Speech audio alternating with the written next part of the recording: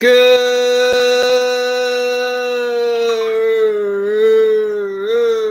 morning, recruiting champions. How you doing? I hope you're well. It's a fantastic day to be on planet Earth, and hopefully the summer continues. Whilst it's a little bit blowy outside, there is an inkling of sunshine, and it's a British summer day, right? It's not bad, it's not good, but it's okay. And that sort of is what comes when we live in a temperate climate like ours. So, but today is a day where I'm going to talk about learning.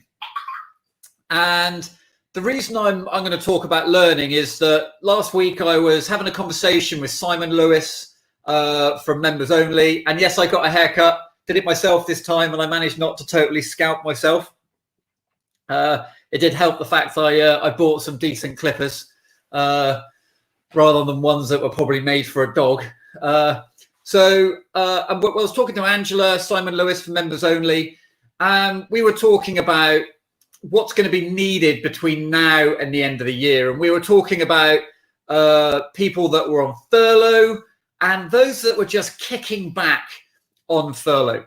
And I haven't been furloughed. But I know even just being in work and making a business work has been stressful. But for those on furlough, it's stressful too, right? But part of their brain is like, hey, I'm getting paid to not be in work, and now I'm allowed to move. Why do I need to do anything? And that sort of bothered us, right? Because sort of the realization dawned in that whilst we might enjoy being on furlough, furlough is halfway to losing your job. Because what it's basically saying is your employers to saying, like, your job doesn't exist in the way the world works today, but we hope it will in the future. And one of the things that I think most recruiters on furlough have lost track of, and I know we don't get many furloughed recruiters on here, so I really encourage you to share this link with those that are furloughed, because whilst this is directed at everybody today, both those that are in work and those that are furloughed, it's really important for those that are on furlough. And I think what most people on furlough or recruiters on furlough don't realize is that when they get back to their desk is going to be ice cold. It will like being starting a business from scratch, right? It is going to be ice cold. And those furloughed recruiters that aren't learning, that aren't spending time every day or every week learning to be better at being a recruitment consultant, are going to find that very, very, very difficult. Why do I know that? Well, experienced recruiters are already finding it difficult, right? So if you're a newer recruiter and you're furloughed, like, it's going to be hard when you get back, and you need to be learning today. Stop chilling out and spend some time every single day learning to be better as a recruitment consultant. Because if you don't, the likelihood is you're going to get fired. And let me explain why. Is that whilst the government kindly is covering the costs of you, most recruitment business owners are burning cash still. CRM providers are still wanting to be paid. Job boards are still wanting to be paid. Offices are still wanting to be paid. Your business owners are bleeding cash. And by the time you get back, they will have less cash. And when you start, it's probably going to take you a few weeks to pick up jobs, a few weeks to fill them. The candidate's going to have to work 4 weeks notice, and they're going to have to wait probably another 4 weeks to get paid. So they're looking at 3 months minimum from the day you join till the time they get cash for you being at your desk.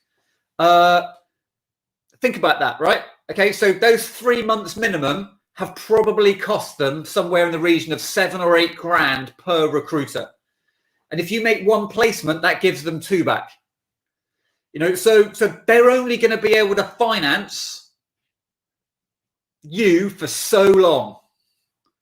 Okay, they're only going to be able to finance you for so long. And so don't sit back when you're furloughed, because you need to hit the ground running. Sure, you can't do any business development. Okay, you can't be doing your job now. But there's nothing stopping you building your personal brand. There's nothing stopping you engaging in the communities that you recruit in. There's nothing stopping you reading up on the technical discipline that you recruit in. And so this brings me to the main focus of today. And so now I'm not picking on the furloughed recruiters. I'm just talking to everybody. And it is about learning. And I was speaking to someone last week and they were like, Alex, the problem is you sell training and recruiters hate training, right? But they need it. But most of them think they know everything already. And so therefore, no one sits down and thinks, I need training. But everybody needs to learn.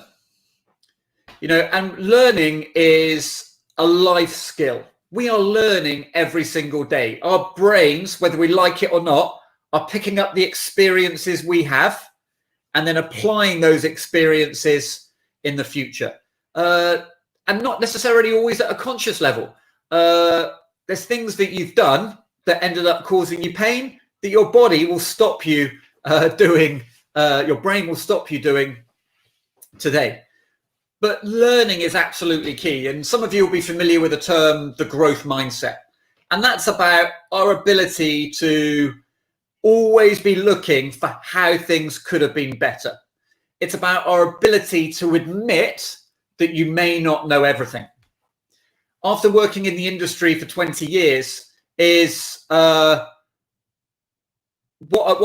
amazes me is when a candidate drops out of a process or when a client ghosts you.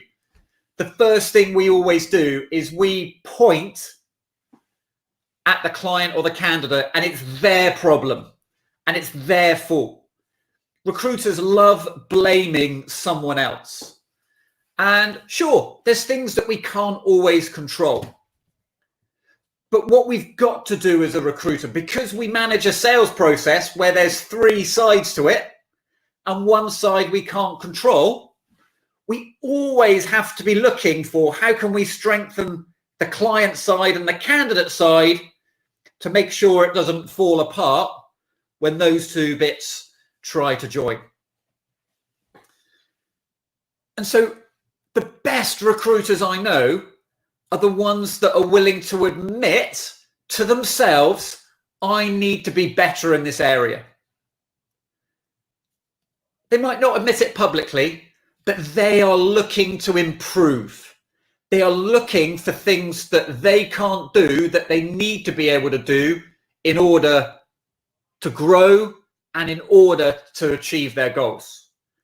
They don't sit there and they don't blame candidates. They don't blame clients. They don't blame the market. What they do is they learn how to make a way to make it work. And so what we're going to do is I'm going to teach you a really simple technique to learn.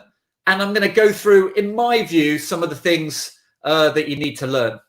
So Colin's just, we got a nice comment from Colin. So Colin spoke to someone at John Lewis the other day, said whilst on furlough, they were informed from head office HR they weren't allowed to do training as that would breach government furlough.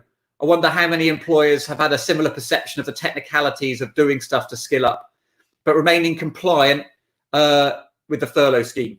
The reality is that, Colin, it is explicit in the furlough schemes that you are allowed to train. Equally, like employers are allowed to get people to do training, but learning is your responsibility. Training is not your employer's responsibility. What's been really interesting since we've started charging £30 a year for the daily stand-up is that we've had 2 sign-ups, and those are individuals paying for themselves. Learning is different from training. Training might be something that your boss gets you to do. They send you on it. Learning is your responsibility. How you develop your skills is your responsibility. We've got coaches in the gym that have never done anything online until 3 months ago. And now they're online. Alan's launched his own online course. He's developed his videos. He's selling it. Angela's running an online recruitment training business. They're learning, right? They're learning because they see the skills that they need in order to succeed going forward. So the first thing that recruiters need to learn, here's my sort of top 7 or 8 things. The first thing is that recruiters need to learn to do things that will help them in the long term every single day. Recruiters are one of the most short-term thinking groups of people I know. And that's because all they're looking for is the next job and the next placement. Their time horizon is about 4 weeks. You can't grow just thinking about 4 weeks. The problem is when you think 4 weeks ahead, you're always in crisis management mode. We need to be thinking about the things that we do every single day. And so that brings me, oh, there's Steve. Steve is one of the sign-ups. Well done, Steve. Woo! Steve was one of those sign-ups. Well done. So let's go through some of the things you need to learn. The first one is that every recruiter needs to learn what marketing is. And the essence of marketing is about top of mind awareness. At the moment of need, do people think of you? I bet if you looked at all the people that you'd worked with in the last year, all the candidates you'd worked with in the last year, if those individuals looked for another job, who would they contact first? Would they go to the job board first, or would they go to you first? My money would be on that they would go to the job board first. Why? Well, the job board has top of mind awareness when they want a job for the skills that you recruit in your area.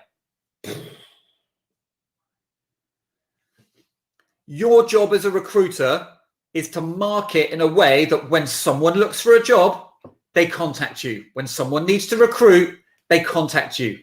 It is marketing. Okay, it's about front of mind marketing. When you're trying to recruit someone to go forward for a job you've got today, that is sales. And so when you are approaching people that have never heard from you, that is hard, cold sales. When you nurture your candidate database, you know, when someone from your agencies contacts them, they know who your company is. I heard of a business owner the other day. They didn't believe in marketing. Poof. But the reality is, when I speak to Christina Robinson, Christy Perrott, and quite a lot of other marketing consultants, they've been really busy. And the reason they've been busy is that businesses are finally starting to wake up to the fact that marketing is about maintaining that contact on an ongoing basis. At a consultant level, you need to learn how to write. When was the last time you read a blog, or you read an email, or you watched a video on how to write better marketing copy? There is hundreds of articles about how to write a great job advert. There's hundreds of examples of how to write a great job advert. Like, learn to write.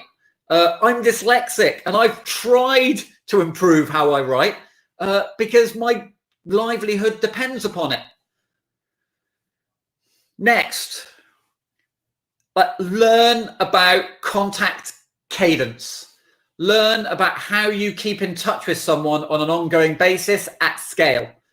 Go back to the stand-up where we spoke to Guy Rubin from Ebster, and he was talking about the contact cadence. How do you keep in touch with people on a regular basis at scale? You need to be able to do that. Technology will support you in doing that. Back in the day, it was all about 125 contacts a week. Why? Well, if you spoke to 500 people a month, you had a pretty good chance of enough people knowing you and contacting you. How many people have you contacted this month? And when I say contacted, not what you've done, but have you interacted with on a monthly basis? Just run that search in your CRM. Don't make it about your manager's activity metric. Ask yourself the question, do I know enough people that enough people will contact me to look for jobs and to look for candidates? Because if the answer is no, you need to improve how you market. You need to improve how you reach out to people and add value to people at scale. You need to learn to engage in social media. Like I watch some recruiters and they're super, super active with other recruiters. What about, but all they do is post jobs to their network. I don't share anything in the learning and development community or the business owners community or the entrepreneurs community. Why? Well, that's not my market. You know, engage in social media, learn how to write a post, be prepared to fail. Probably 1 out of 6 posts I write actually flies. Doesn't make me feel very good, but I know it's 1 in 6. I'm trying to get better. How are you engaging with your community? The next but one thing is you've got to think about volume.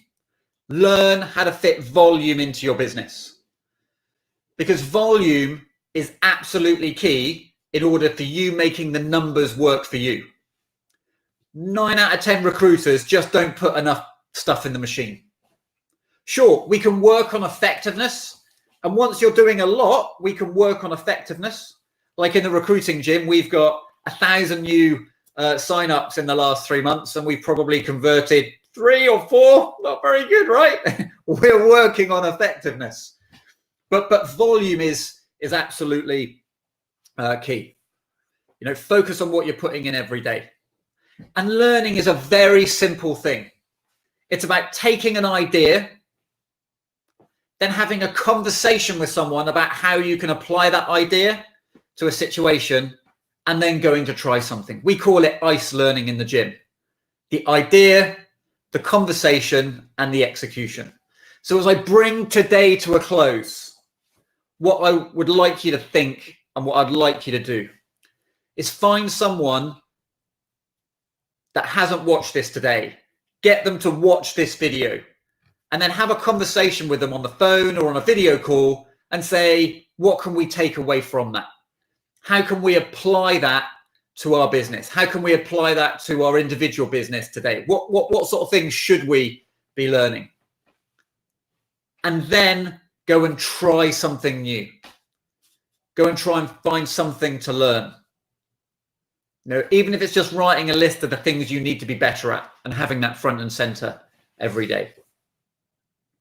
So that's me starting the week off for you. Please share this with everyone you know on furlough, because if you're on furlough, you can take ownership of your own learning.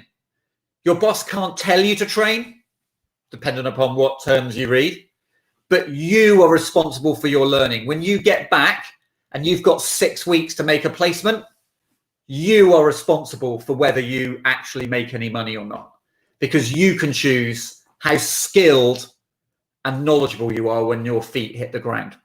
So have a good day, everybody, and have a great week, and I will see you soon. Take care now. Bye.